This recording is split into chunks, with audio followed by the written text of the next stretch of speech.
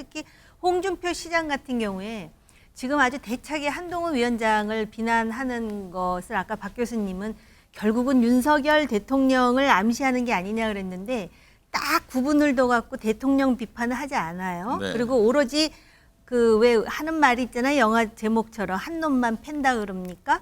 그런데 제가 볼 때는 아무리 썩은 동아줄이라 해도 우리나라는 그 대선에 그 도전하려면은 현재 권력을 무시할 수가 없거든요. 이준석 대표를 집어넣은 이유는 이번에 살아 돌아왔다 단순히 이런 차원의 문제가 아니라 아까 제가 말씀드렸던 것처럼 108석이라고 하는 국민의힘 의석하고요. 여기에 더해서 지금 범야권 의석이 192석이냐 189석이냐 이거 가지고 얘기하고 있잖아요.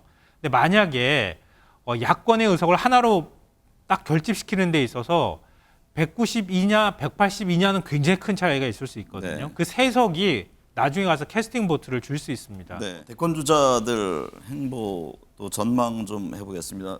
판넬 미리 좀 말씀을 드렸는데요.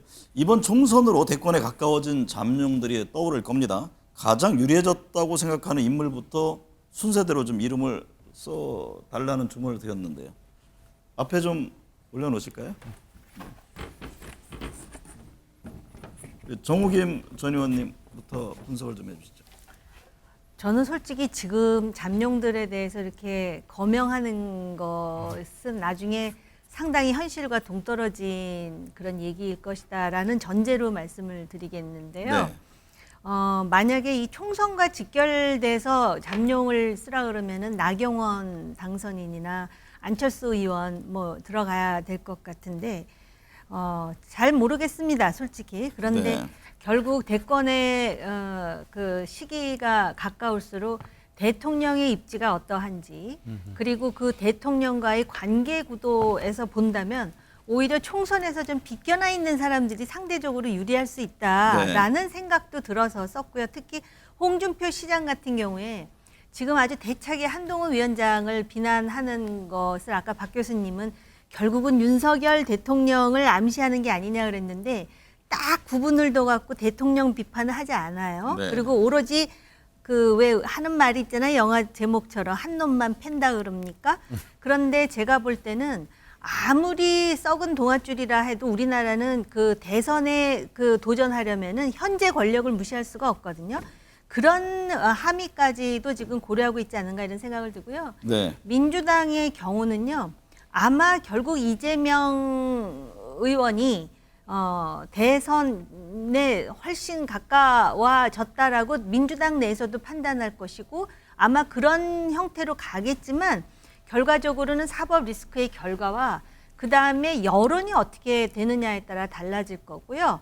그다음에 조국 당선인 같은 경우도 지금 당장 뭐 대법원 그 선고 리스크가 있다고 하지만은 오히려 2년이 지나면은 만만치 않은 다크호스가 될 수도 있다라고 네. 개인적으로 생각하게 돼요.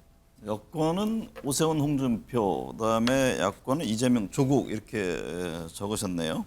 최 변호사님은요? 네, 저는 이걸 하면서 야 여당으로서도 아직까지 희망은 있구나 이런 생각을 했습니다. 적으면서 네. 무슨 말씀이냐면은 전에 그 한원나오라고 쓴 것 뭐 한동훈, 원희룡, 나경원, 괄호 열고 오세훈 이렇게 지금 썼었는데요. 바로는 또친 겁니까? 괄호했는 것은 지금 현역 어떻게 보면 정치에 사실 적극적으로 말씀 나누기는 어려운 분이 오세훈 지금 시장 아니겠습니까? 네. 그러다 보니까 이번 같은 경우에도 선거가 끝나고 전혀 선거와 직접적인 관계가 없음에도 불구하고 이번 총선 결과에 겸허하게 그 어떻게 보면 몸을 낮춘다는 그런 메시지를 오세훈 이른바 잠룡이 냈는데요. 네. 그럼에도 불구하고 지금 한동훈 그 비대위원장 전 비대위원장을 제가 1번으로 쓴 이유는 정치에는 세력이 필요한 것이고 이번 그 총선 결과 이른바 친한계라고 할 수 있는 분들이 적지 않게 국민의힘에 지금 포진했다라고 지금 볼 수 있지 않겠습니까? 네. 결국 그 총선의 패배라라고 하는 큰 틀에서는 패배지만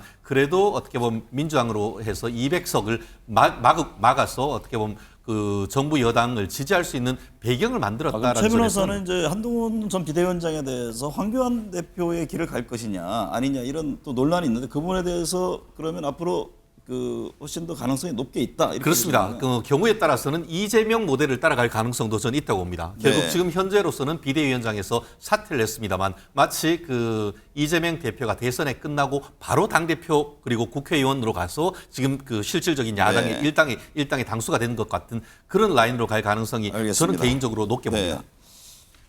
김성환 평론가는요. 이게 잠룡이 아니라 다 뜬용인데 네. 다 뜬용을 또 언급하는 게 맞나 이런 생각도 좀 들긴 하는데요. 한동훈 위원장을 저는 좀 뺐습니다. 네. 네, 한동훈 위원장이 이번 선거를 통해서 이준석 대표 들어갔네요. 네, 이준석 네. 대표는 제가 집어넣었고요. 그러니까 한동훈 위원장을 뺀 이유는 이번 선거 기간 동안에 만약에 대통령하고 일정하게 각을 세우면서 뭔가 한동훈의 선거로 분명하게 만들 수 있었다고 하면 아마 차기 대권 주자로서 확실하게 더 부각됐을 겁니다. 근데 결국은 대통령의 한계를 벗어나지 못했거든요. 네. 근데 대통령이 또 부하라고 하는 인식도 갖고 있잖아요.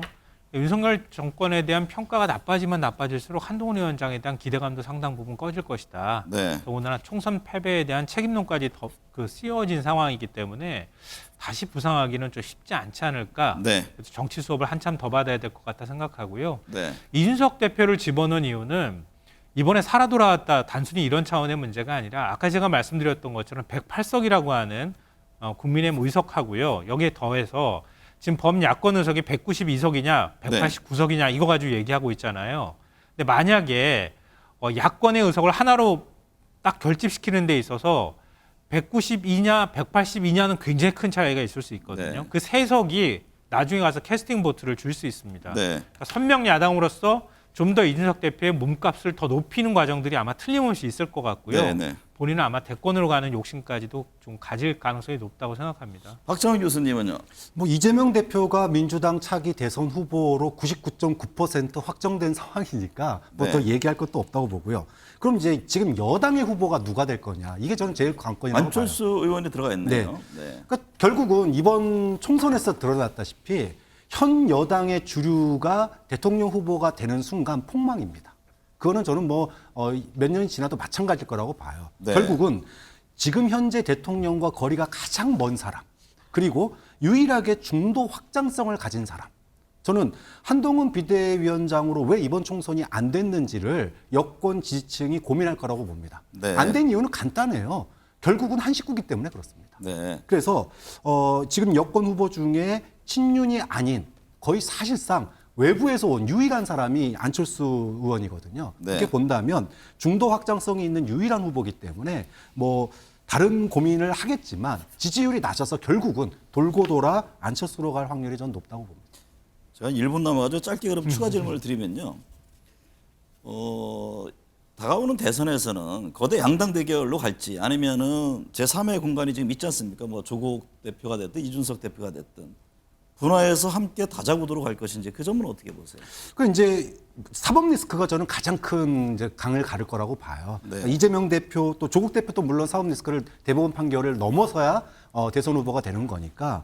근데 지금 이재명 대표 재판 같은 경우에는 사실은 그때까지 안 끝날 가능성도 굉장히 높습니다. 네. 근데 이게 이슈로 떠오를 경우에 사실 이제 민주당 지지층에서는 굉장히 이제 고민스러운 순간이 올 수도 있어요. 높은 지지율에도 불구하고 고민스러운 순간이 올 수 있는데 그렇게 됐을 경우 제3 후보가 뜰 가능성도 저는 여전히 있다고 봅니다. 그런 네. 점에서 지금 뭐 조국 또는 이준석 이런 사람들의 이름이 나올 가능성은 있는데 그거는 뭐 사법 리스크의 문제이기 때문에 저희가 네. 결정할 문제는 아니죠. 네.